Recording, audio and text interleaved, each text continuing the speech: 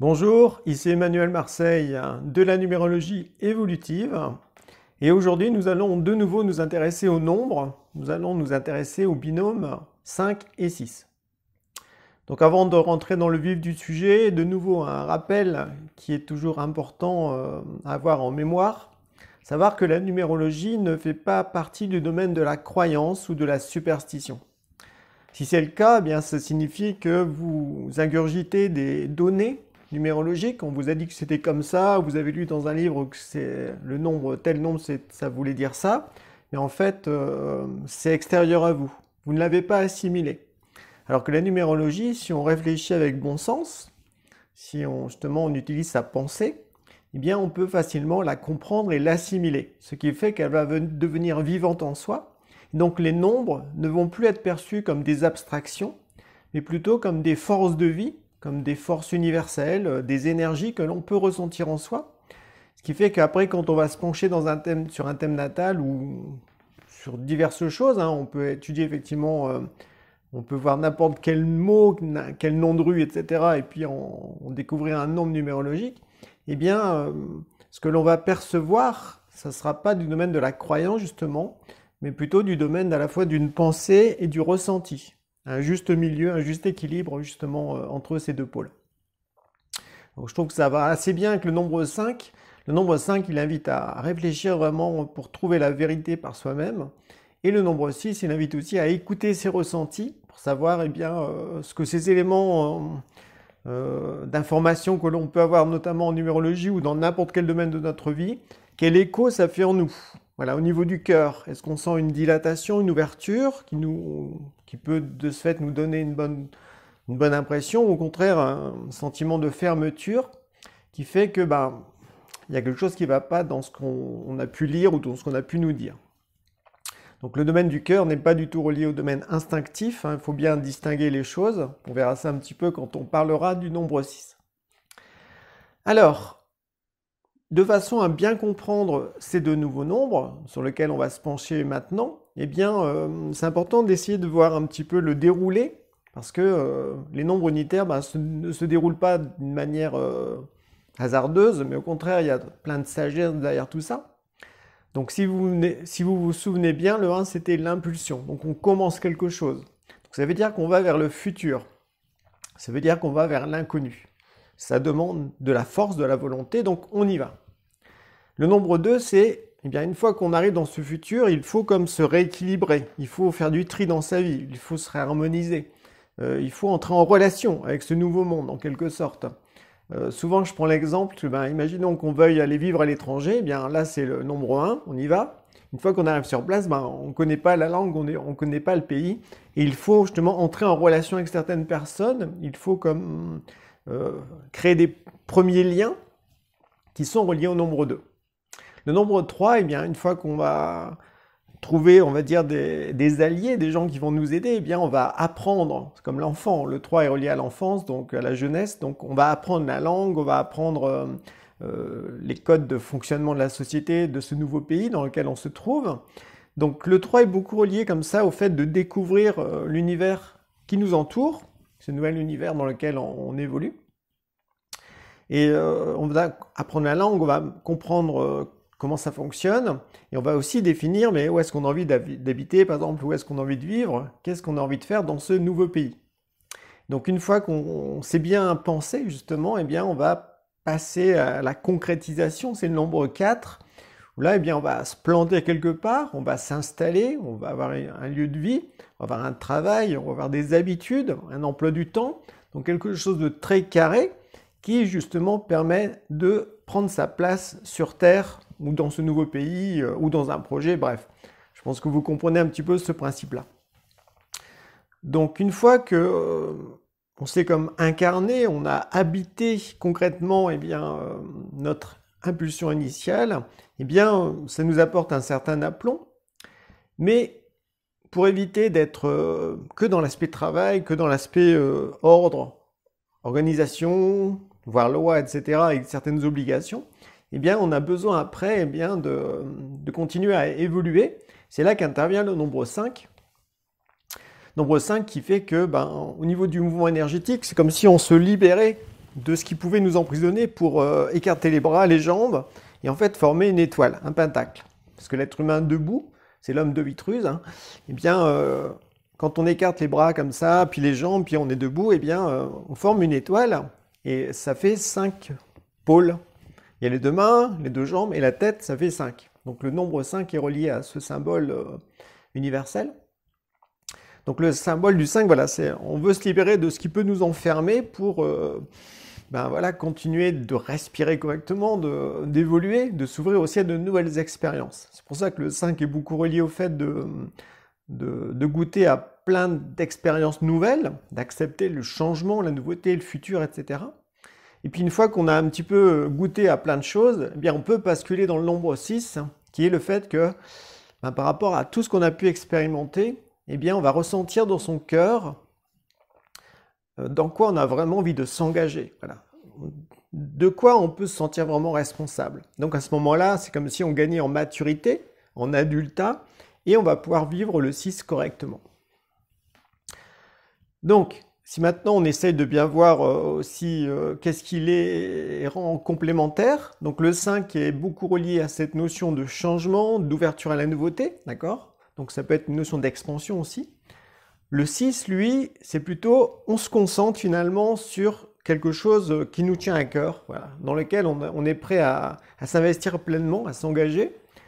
Donc c'est un mouvement plutôt, autant le 5 c'est libération, autant le 6 au contraire on a envie de donner le meilleur de soi et on a envie de protéger, ce qui nous semble sacré, important à nos yeux, mais il ne faut pas bien sûr tout vouloir garder pour soi. C'est on va dire un des excès du 6, c'est de contraire de vouloir tout contrôler. Donc au contraire, voilà, on protège mais on respecte en même temps la liberté.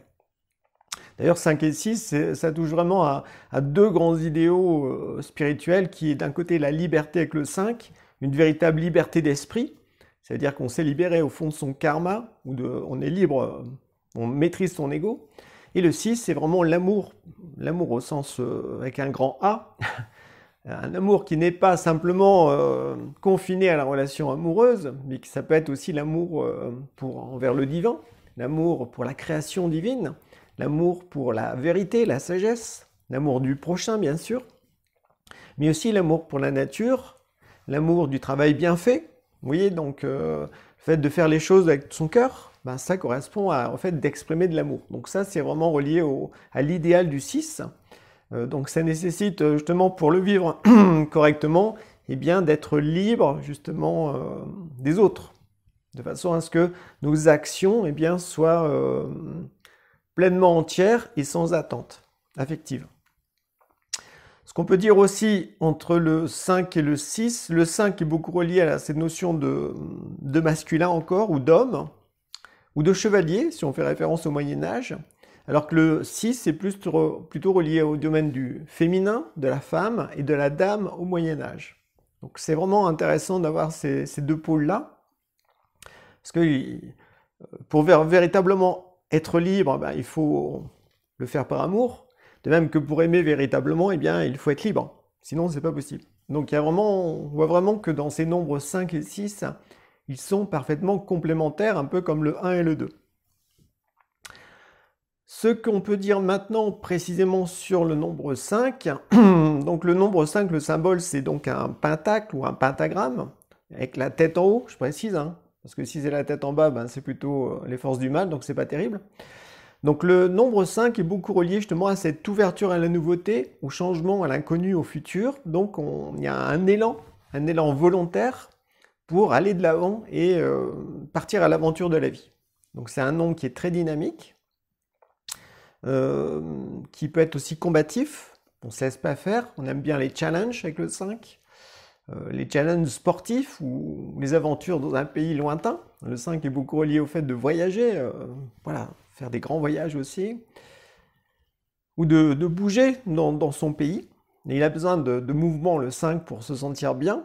En fait, il a besoin de se sentir en vie. Donc on se sent en vie quand on bouge, quand on fait des recherches, quand on fait du sport, dans la sexualité, quand on sent son énergie aussi circuler en soi. Bref, le 5, avec le 5, on ne s'ennuie pas, il y a toujours matière à découvrir de nouvelles choses. Donc il est toujours prêt à apprendre également. C'est un peu différent du 3. Le 5, il peut aussi s'intéresser à la notion de connaissance, d'information, mais il aime bien comme ça mettre la lumière sur les choses, il cherche la vérité beaucoup.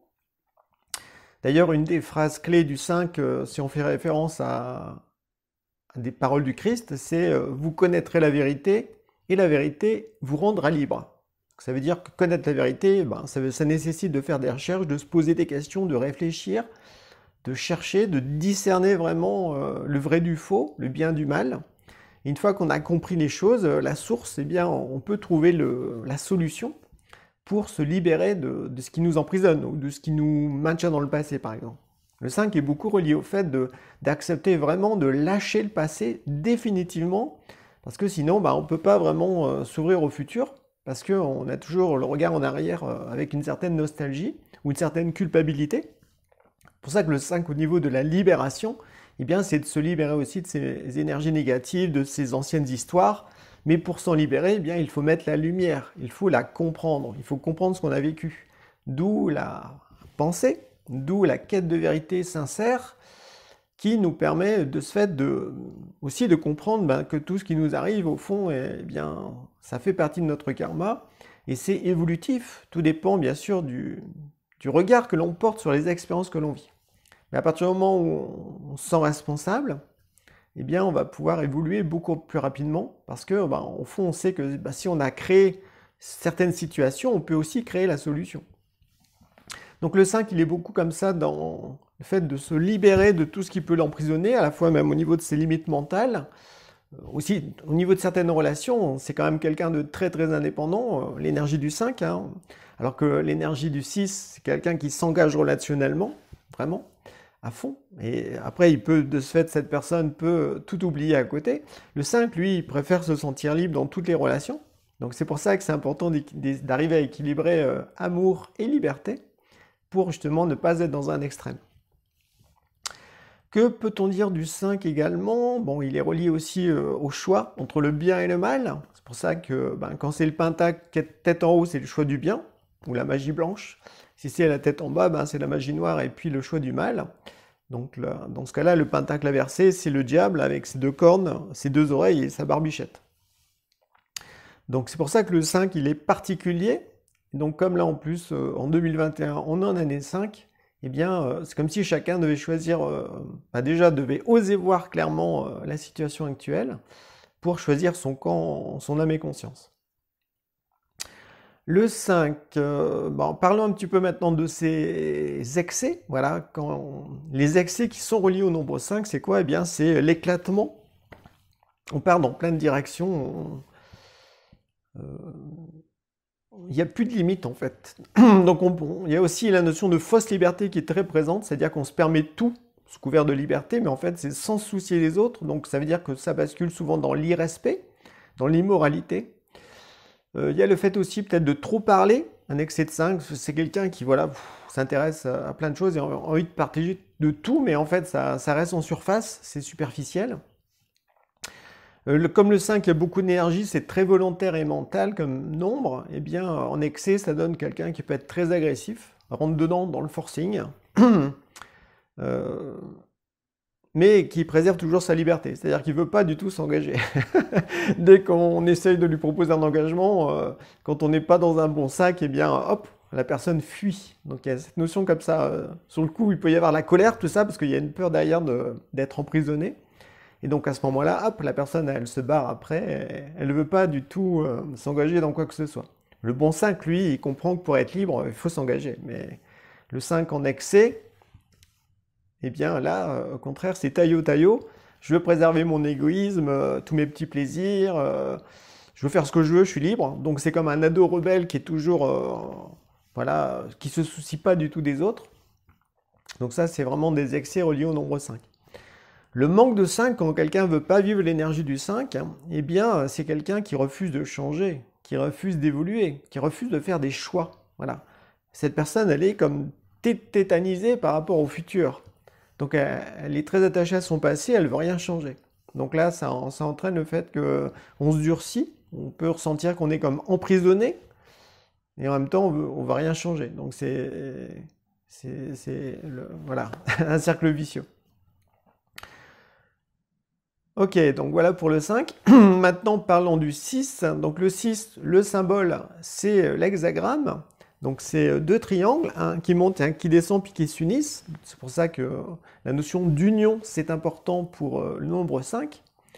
Donc c'est un nombre qui porte son attention beaucoup sur les relations amoureuses, les relations familiales, les relations avec des gens avec qui on sent que c'est important, ce type de relation. Le 6 aime bien préserver son cercle relationnel, il aime bien en prendre soin. Donc positivement, c'est quelqu'un qui pense aux autres, qui inclut les autres, donc qui va tenir compte de leur avis, tout ça.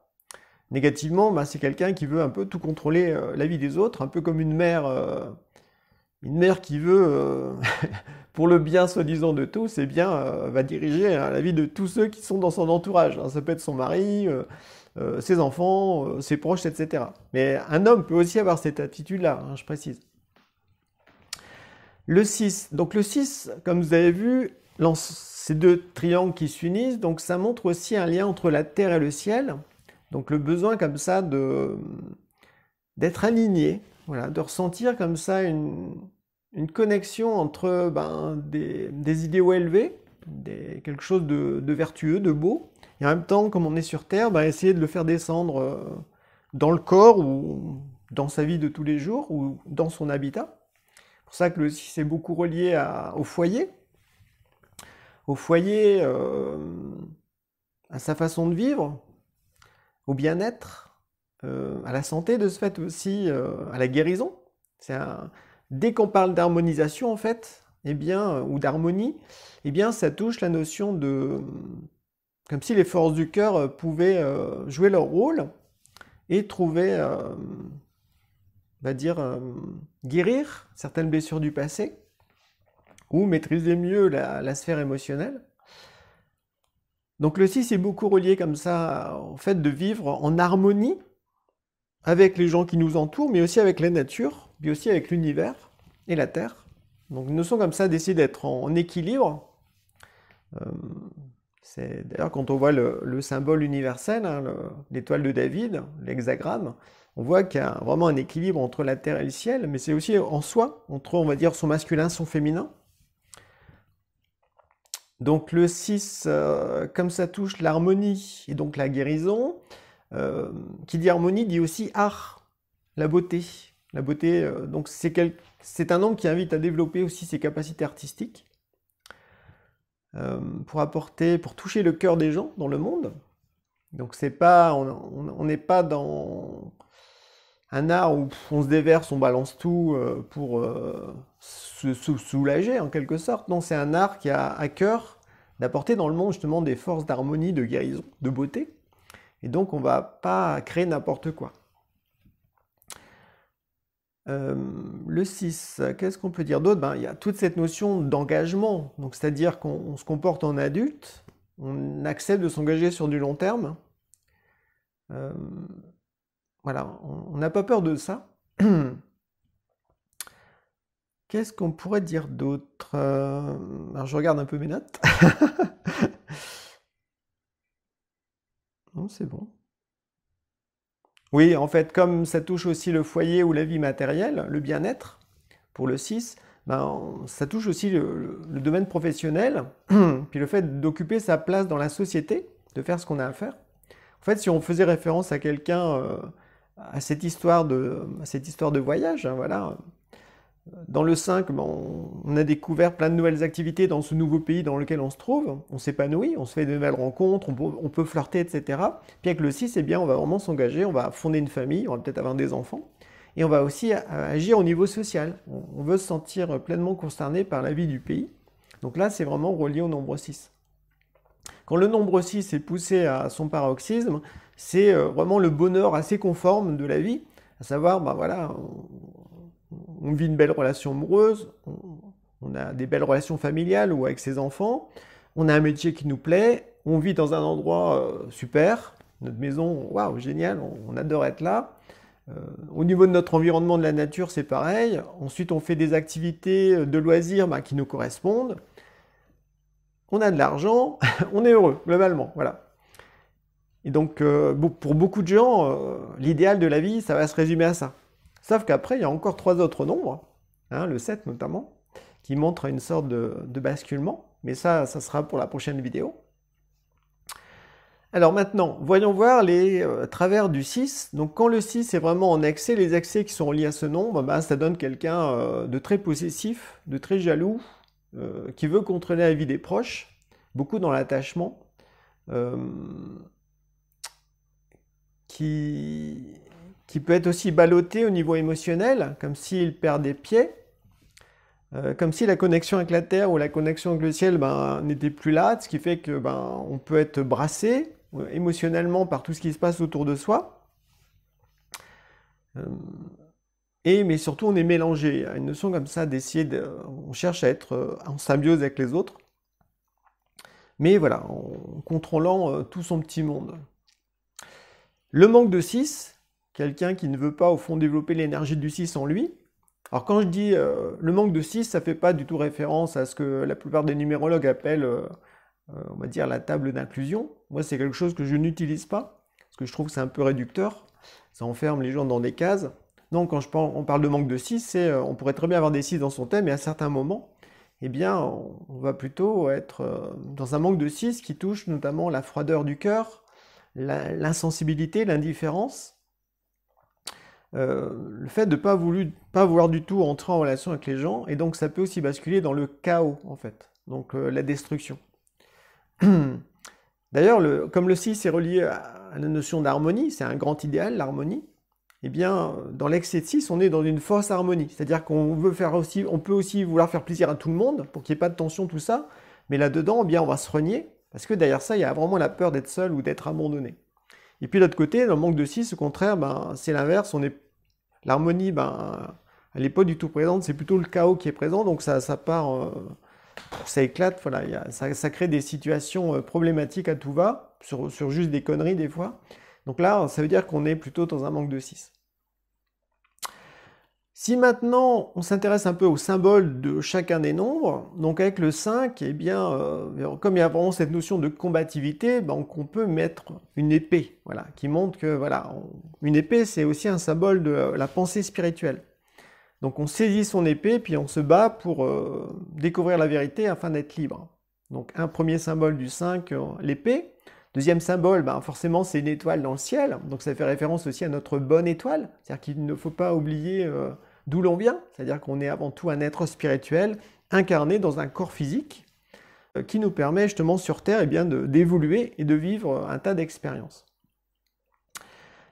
Un autre symbole du 5, c'est la main, avec les 5 doigts. Or, quand on voit une main, chaque main est unique. Donc ça fait référence là à la notion d'individualisation, que l'être humain, chaque être humain sur Terre, même si on a tous une tête, 2 bras, 2 jambes, 2 yeux, etc., on est tous uniques, à la fois au niveau de notre corps physique, à la fois au niveau de notre psyché, de notre personnalité, et puis aussi au niveau de notre esprit. Donc le 5, il est beaucoup relié au fait comme ça de se libérer de tout ce qui est collectif pour accepter pleinement d'être unique, individuel, mais en même temps, ça ne veut pas dire qu'il faille se couper des autres.